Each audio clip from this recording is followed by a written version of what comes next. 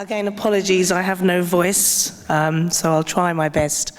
I'm going to talk quite generally about English language assessment, and the objectives of my 7-8 minute talk here will be about the multifaceted role that assessment plays in higher education institutions.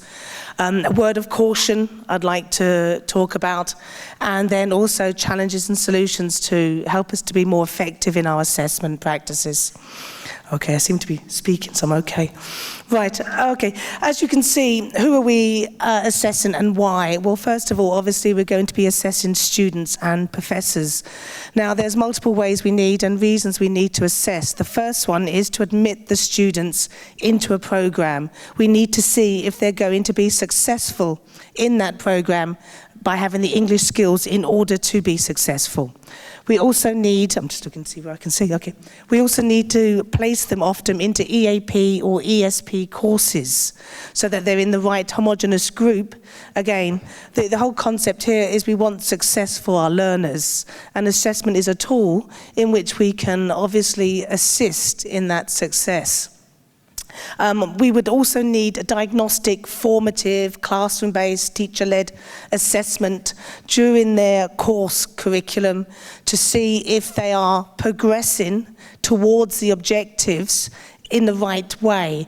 And this very important assessment, formative, gives us the opportunity, because it should be done whilst they're learning the course in a timely manner, so that we can make some interventions in our teaching and our learning in order to help them progress to their objectives. And that's where achievement tests comes in. At the end of the course or curriculum, we want to see if they've obtained, to what extent they've obtained those objectives. And in some institutions, there are exit requirements where students have to reach a certain level in order to graduate. Many countries are now introducing that. And then finally, obviously, teacher. We want to look at teacher proficiency and to see if they have progressed. Okay, I think that's quite clear, the purposes. I'm going to have my word of caution now. Caution sign. Okay, I'm going to start with a definition of assessment. And remember, a test is an assessment, okay? It's part of an assessment suite. So in an assessment, we have certain conditions. The first one is we are collecting information. So we need an instrument to collect data, information from the test taker candidate. And from that data, information, whether it be a writing test, I'll have a script. Then I make an evaluation judgment on that data, and I'll probably assign it a score or a comment. And then that information that I've evaluated, judged, interpreted, will then lead to a decision. The caution is, if the instrument by which we're collecting the data is not a good instrument, and we'll talk about what a good instrument is in the next slide, then the data I collect is not good. And therefore the decisions I make are not good.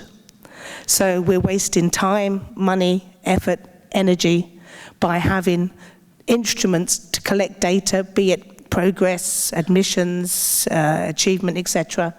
in that sense. Another word of caution, it doesn't matter how good the test or assessment tool is, if the assessment is not aligned to the teaching and curriculum, then again, we have no learning.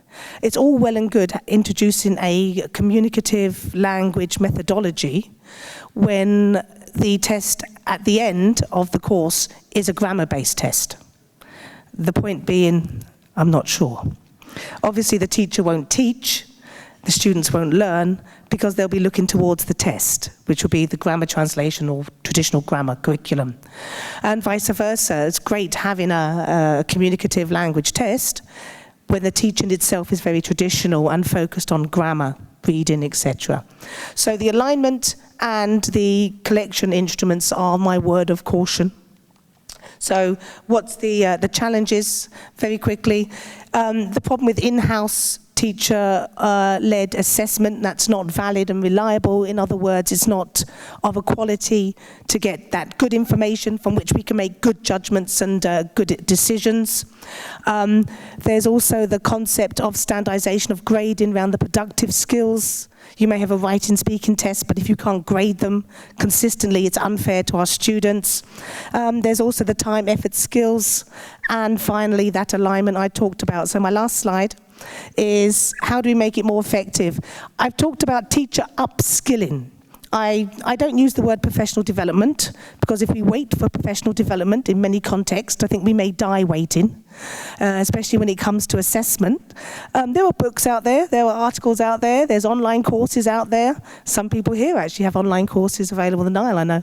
I think teachers need to take a professional duty to upskill themselves.